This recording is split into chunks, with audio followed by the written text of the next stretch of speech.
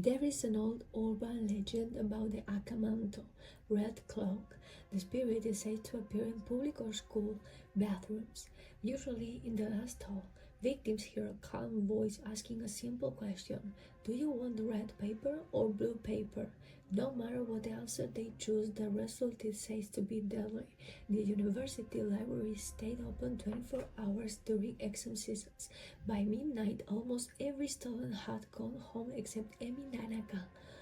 She sat alone on the fourth floor, surrounded by empty coffee cans and stacks of notes she barely understood anymore.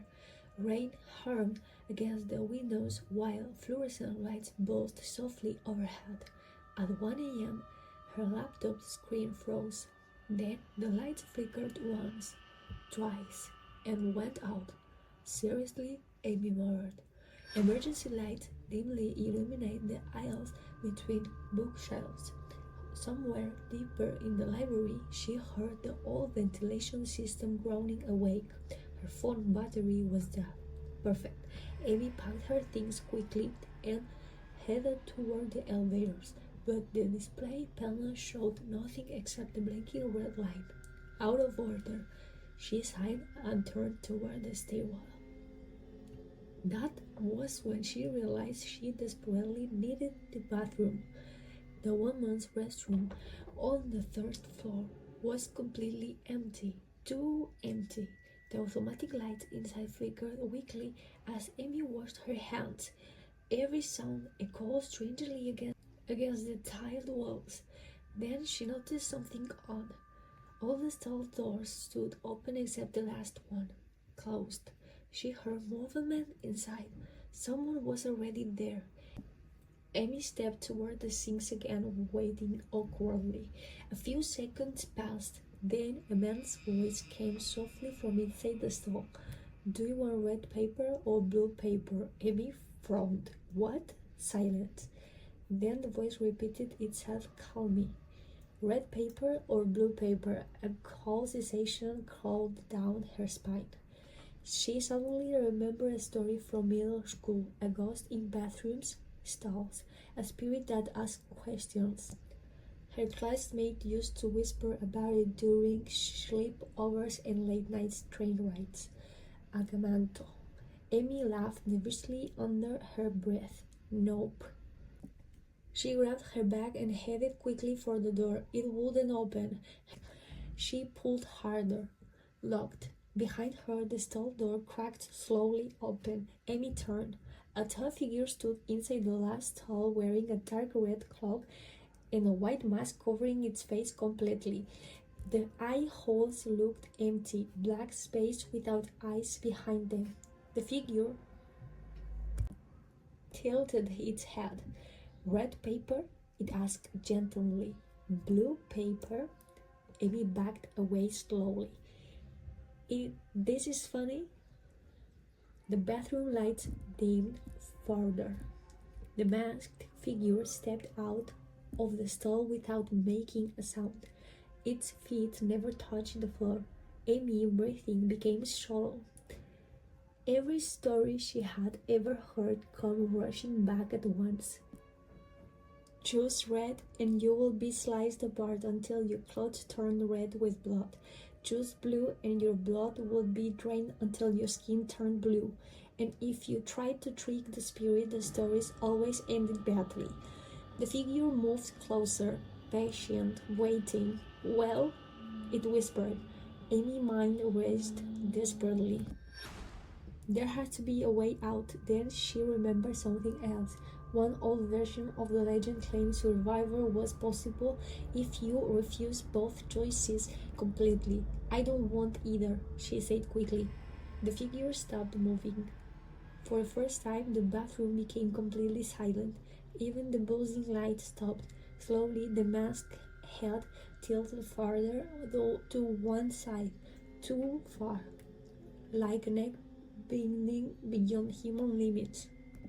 Then the spirit whispered, "What color do you deserve?" The stall door slammed shut at once. Bang, bang, bang. Amy screamed. The mirror behind her suddenly cracked from corner to corner. and dark liquid began dripping from the ceiling like blood. The spirit floated closer impossibly fast. Its mask now edges from her face.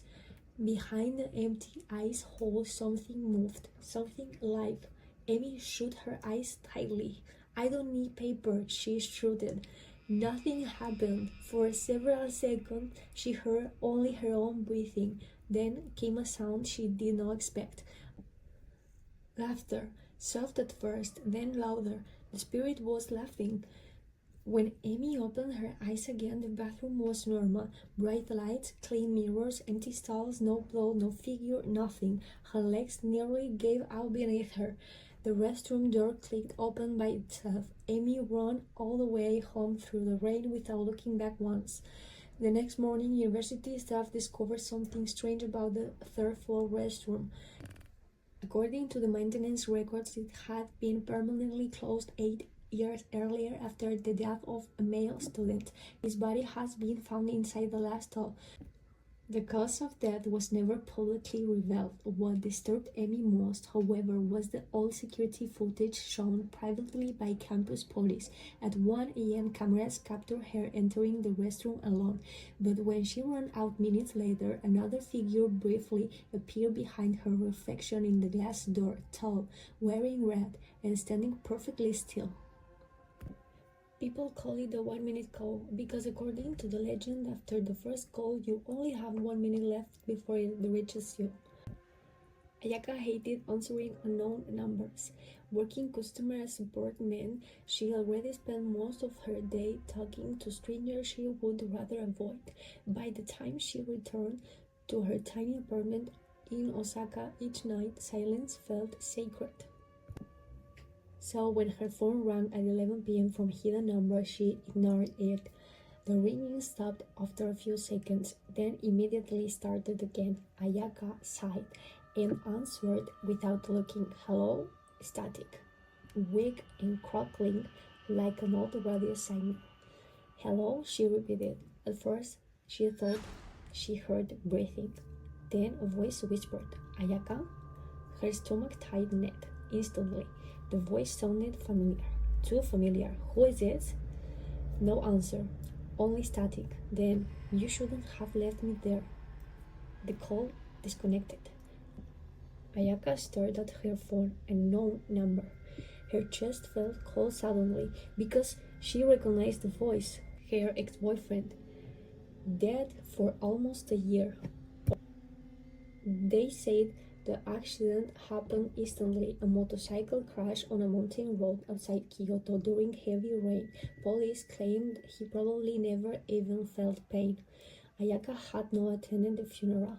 At the time, she told herself it was because their relationship had ended badly.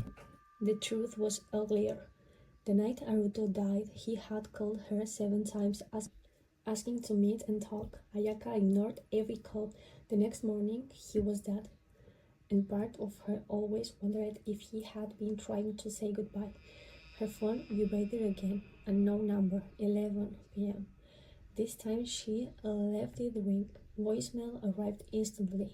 With trembling fingers she pressed play. Static filled the speaker. Then footsteps, slow footsteps crunching over gravel. And finally Haruto's voice. "I'm outside." Ayaka stopped breathing. A second later came 3 knocks at the apartment door. She froze in the middle of the living room. Another echoed through the apartment. Her rational mind screamed that this had to be some cruel prank, but deep down, terror knew otherwise. "Ayaka," the voice called softly from outside the door, exactly the same as before. Warm, gentle, that. She backed away slowly. The apartment lights flickered once, then again. Her phone buzzed violently in her hand. 12 o'clock displayed across the screen. Another incoming call, a known number. Hands shaking uncontrollably now. Ayaka answered. "Please stop." Static crackled loudly. Then Haruto whispered, "1 minute." The line went that at the exact moment the knocking outside stopped too. Silence swallowed the apartment. Ayaka's breathing sounded painfully loud in her ears. Then came a new sound from inside the apartment, a wet footsteps behind her. She turned slowly. Water dripped across the kitchen floor. A figure stood near the hallway entrance. A young man wearing a rain-soaked motorcycle jacket. His hand hung unnaturally low, as if his neck were broken. Dark water pooled beneath his boots. "Ayaka," he whispered. She stumbled backward, horrified. His face slowly lifted. Half of it was destroyed, skin torn open by asphalt. One eye missing, but the remaining eye stared at her with an unbearable sadness. "You never answer." Apartment temperature dropped instantly. Every light went black. Ayaka screamed and ran toward the front door, fumbling desperately with the lock. Behind her came slow footsteps, not rushing, never rushing, as though it already knew she couldn't escape. Her fingers finally twisted, the lock opened. She ran barefoot into the apartment hallway, empty, silent, but her phone began ringing again immediately. A known number. Without thinking, she answered while running toward the elevator. "What do you want from me?" Static hissed. Then Haruto's voice answered softly. "I waited for you." The elevator doors opened. Relief flooded through her until she looked inside. Haruto stood there motionless beneath the flickering elevator light, water dripping from his ruined face, phone pressed against his ear, smiling. Ayaka stumbled backward in horror. The elevator doors slowly began closing again, and just before they sealed shut completely, Haruto whispered both through the phone and from inside the elevator at the exact same time. "Now you answer." Neighbors later reported hearing screams from the apartment building shortly after midnight. Police found Ayaka unconscious near the elevators the next morning. Alone, no signs of intruders, no water, no footprints, nothing except her cracked phone lying beside her. According to the police report, the call history showed 17 incoming calls from her own number between 11 p.m. and midnight. Even stranger, the final voicemail was time-stamped 3 times after officers had already confiscated the phone. The message contained only static and a quiet male voice asking, "Can you hear me now?" In South Korea, there is a famous urban legend about a ghost known as the elevator woman. According to the story, if you enter an elevator alone late at night and stop on the wrong floor, a woman may step inside without speaking.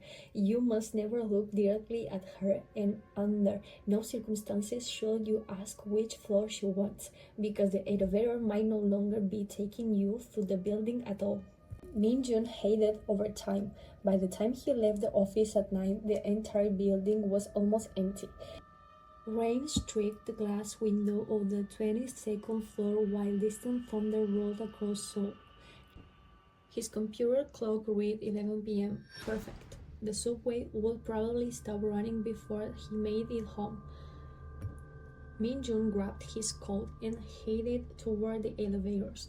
Most lights in the corporate tower had already shut off automatically, leaving long sections of hallway dim and silent. Only one elevator remained active.